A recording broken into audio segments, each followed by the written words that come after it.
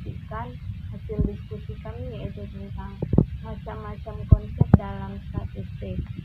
Sebelum masuk ke pembahasan materi, saya akan memperkenalkan anggota kelompok 3.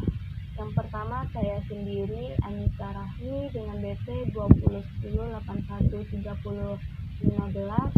Yang kedua, Atika Putri Sestu dengan BP 2010811011. Yang ketiga, Muhammad Fadel dengan BP 1910813001. Dan yang keempat, Winda Wapikah dengan BP 2010813017. Baiklah, langsung saja kita masuk ke pembahasan materi. Materi yang pertama akan dibacakan oleh Muhammad Fadel. Kepada saudara dipersilahkan. Warahmatullahi wabarakatuh. Perkenalkan, nama saya Muhammad Fadel, BP 1910813001, akan menjelaskan tes 1 ekor dan 2 ekor. Tes 1 ekor atau satu arah adalah uji yang telah diketahui arahnya. Apakah arahnya lebih besar atau arahnya lebih kecil? Jika arahnya lebih besar, maka kita menggunakan uji hipotesis arah kanan. Sedangkan jika arahnya lebih kecil, maka kita menggunakan hipotesis arah kiri. Tes 2 ekor atau 2 arah adalah uji hipotesis yang tidak diketahui arahnya. Biasanya kalimat hipotesis 2 arah adalah terdapat perbedaan dan tidak terdapat perbedaannya. Sekian, terima kasih. Perkenalkan, saya Atika Putri Sestu dengan nomor BP 2010811011 akan menjelaskan tentang tingkat signifikansi. Taraf signifikansi atau tingkat kesalahan erat kaitannya dengan pengambilan keputusan dalam proses pengujian hipotesis, baik hipotesis satu arah maupun 2 arah. Dalam statistika, signifikansi itu artinya berkemungkinan atau berpeluang betul-betul benar, bukan benar karena secara kebetulan. Taraf signifikansi dinyatakan dalam bentuk persen dan dilambangkan dengan alfa. Pada umumnya, dalam penelitian, tingkat kesalahan yang digunakan adalah 1%, 5%, ataupun 10%. Semakin kecil nilainya, maka semakin besar tingkat kepercayaan pengambilan keputusan. Taraf signifikansi merupakan angka yang menunjukkan probabilitas atau peluang kesalahan yang ditetapkan peneliti dalam mengambil keputusan untuk menolak atau mendukung hipotesis nol. Atau dapat juga diartikan sebagai tingkat kesalahan atau tingkat kekeliruan yang dapat ditolerir atau ditoleransi oleh peneliti yang disebabkan kemungkinan adanya kesalahan dalam pengambilan sampel. Ada 2 tipe kesalahan yang mungkin terjadi.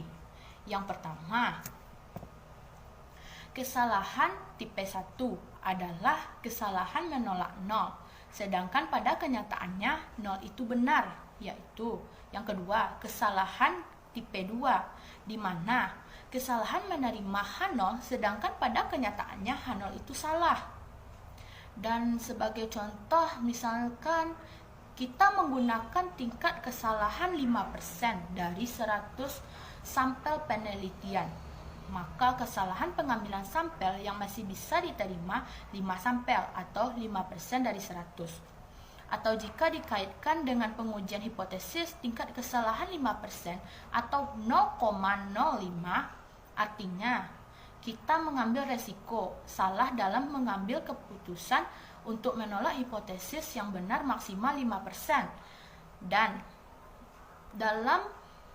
benar dalam mengambil keputusan sedikit 95%-nya tingkat kepercayaan.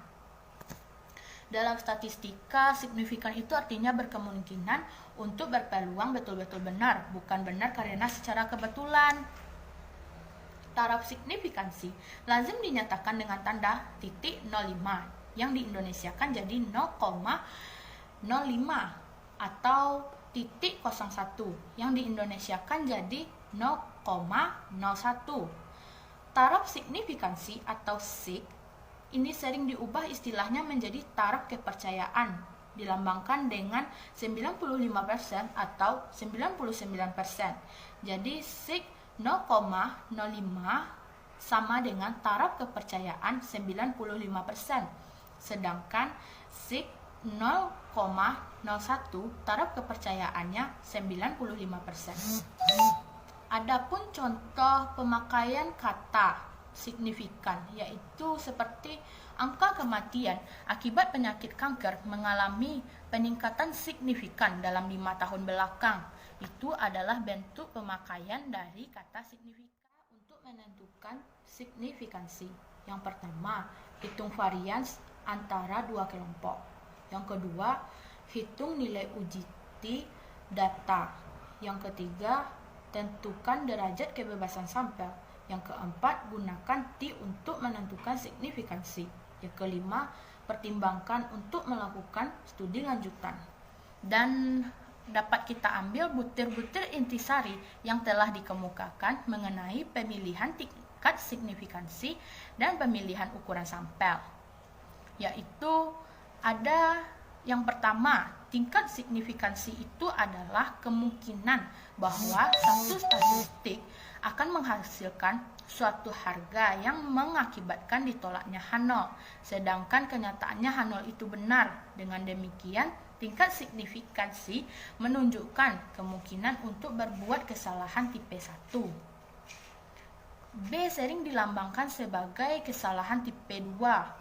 B atau beta adalah kemungkinan bahwa suatu tes statistik akan menghasilkan suatu harga yang mengakibatkan diterimanya H0, tetapi pada kenyataannya H0 itu salah. Terus selanjutnya yang ketiga butir intisarinya yaitu kekuatan suatu tes 1 dikurang B atau sering disebut dengan beta, menunjukkan kemungkinan untuk menolaknya hipotesis 0 bila hipotesis 0 itu salah dan karenanya harus ditolak. Selanjutnya yang keempat, kekuatan ini berhubungan dengan sifat hakikat tes yang dipilih. Berarti ada selanjutnya yang nomor 5, umumnya kekuatan suatu tes statistik meningkat seiring dengan meningkatnya N. Baiklah, hanya itu dari saya. Assalamualaikum warahmatullahi wabarakatuh. Baik, saya Windawa Fikah dengan nomor BP 2010813017. Di sini saya akan lanjut menjelaskan materi tentang derajat bebas. Istilah angka derajat kebebasan diartikan sebagai jumlah total pengamatan dalam sampel atau N, dikurangi banyaknya kendali atau linear, bebas atau pembatasan atau restriksi yang diletakkan atas pengamatan tadi. Sehingga rumus umum untuk menentukan derajat kebebasan adalah dB sama dengan N dikurang banyak parameter yang ditaksir.